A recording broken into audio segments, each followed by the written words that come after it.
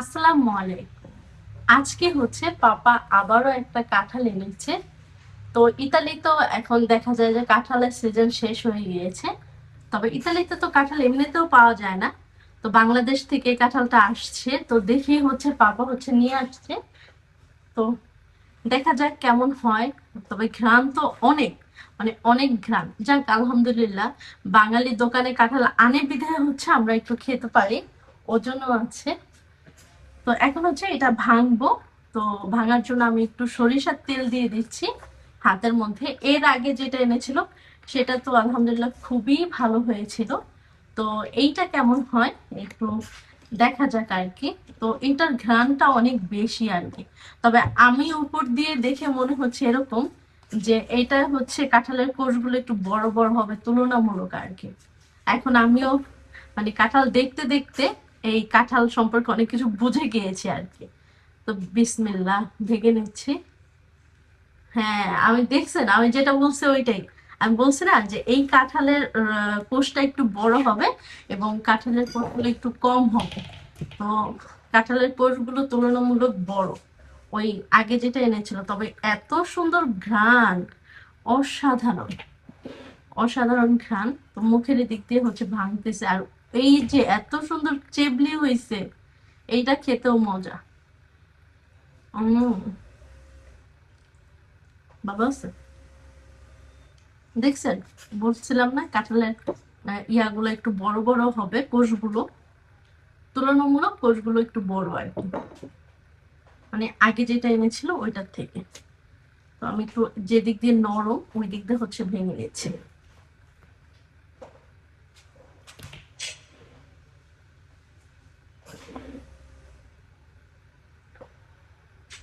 এটা হচ্ছে চালু কাঁঠাল, মানে গলা না আর কি।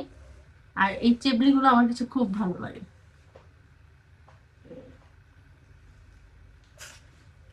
মিষ্টি আছে, আগেরটার তুলনায় এটা অনেক বেশি মিষ্টি, অনেক।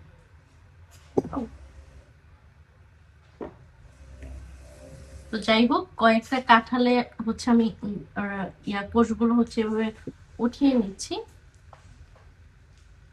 তবে এই দিকটা হচ্ছে একটু নরম হয়ে গেছে।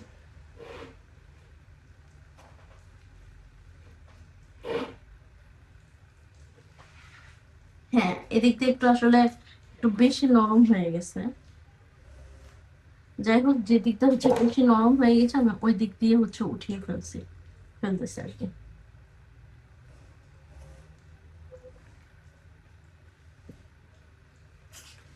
এটার মধ্যে ভালো কোর্স হয়েছে, একদম খারাপ হয়নি। তবে মানে এখন শেষ টাইমে তো কিছু কিছু কোষে হচ্ছে এরকম গাছ উঠে গিয়েছে।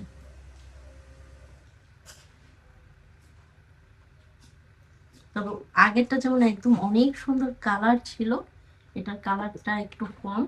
তবে এটা মিষ্টি অনেক বেশি হবে বোঝা যাচ্ছে।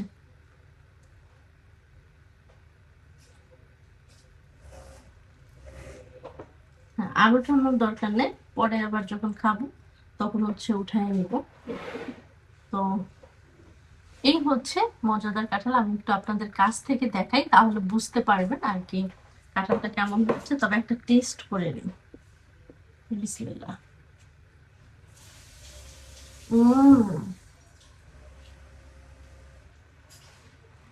মজা আছে। বাংলাদেশি কাঁঠাল খাচ্ছে এই তো অনেক।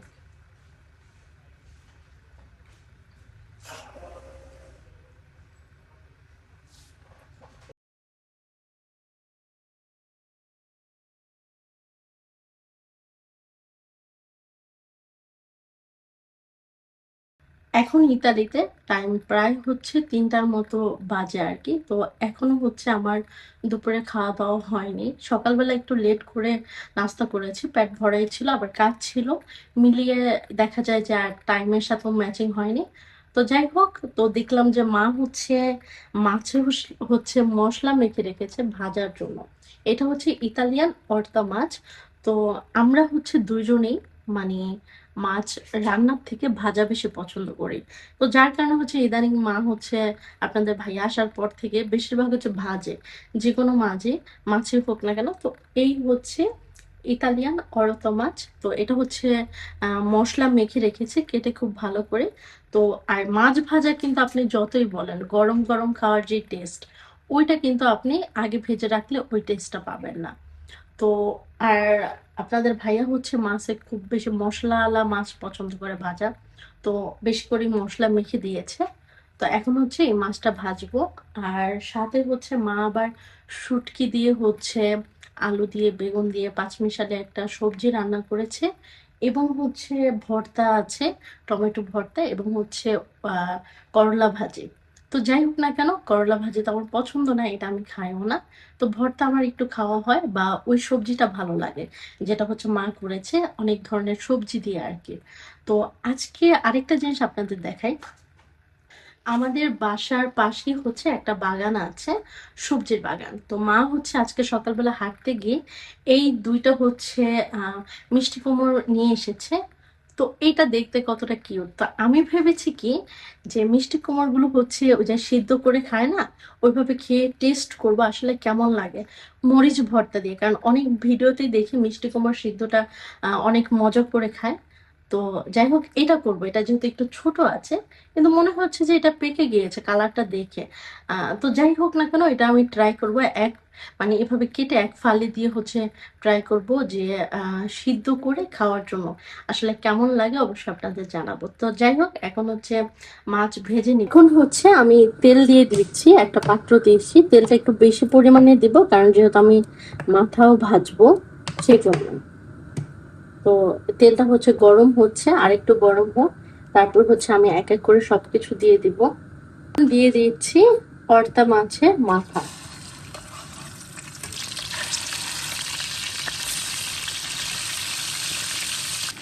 কর্তা মাছ ভাজার আগে একটা জিনিস একটু করতে হয়, সেটা হচ্ছে যে একটু হালকা মানে ময়দা দিয়ে নিতে হয়, নাহলে নিচে লাগে না। তো পাঁচটা আমি ভুলে গিয়েছি ময়দা দিতে, যার কারণে হচ্ছে এই পাঁচটা লেগে দিয়েছি।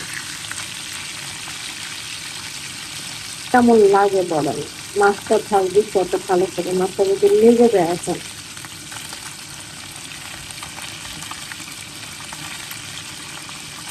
খুব বিরক্ত লাগার একটা ব্যাপার না বলেন। একটা কাজ করবো, এই উপর দিয়ে হচ্ছে হালকা একটু ময়দা ময়দা দিয়ে দেবো, যাতে এই পাশটা একটু কম লাগে আর কি। যেহেতু লেগে গিয়েছে, তো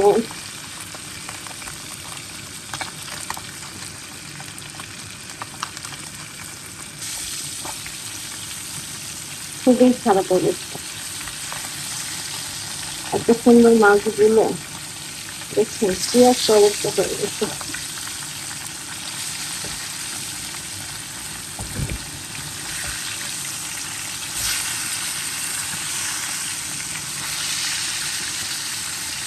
আমি মাছ ভাজলে খুব কমই হচ্ছে এরকম হয়, বাট আজকে কেন যে এরকম হলো বুঝতে পারছি। তেলটা কি ঠিক মতো গরম হয় না, নাকি হচ্ছে এই অলসা মাছ দেখে। আজকের মাছ ভাজতে গিয়ে আমার মানে কি পরিমাণ একটা বেডশিটই হইল, আল্লাহ জানে। এই ভিডিওটা ছাড়ার পরে মানুষের কি রিয়াকশন আসবে। কি সুন্দর মাছগুলো আমি ভেঙে চুড়ে কি করছি। আচ্ছা যাই হোক, মাঝে মাঝে এরকম হয়ে যায়। খুব মরিচ পছন্দ করে, তো জালটা আমি বন্ধ করে দিলাম।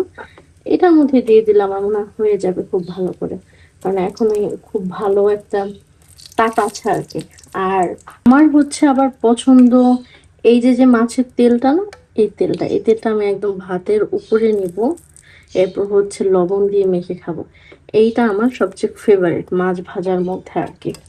তো যাই হোক, এই মরিচ হচ্ছে আপনাদের ভাইয়ার জন্য। আর এই গরম গরম তেল দিয়ে তারপরে হালকা একটু লবণ দিয়ে খেতে যে কি ভালো লাগে।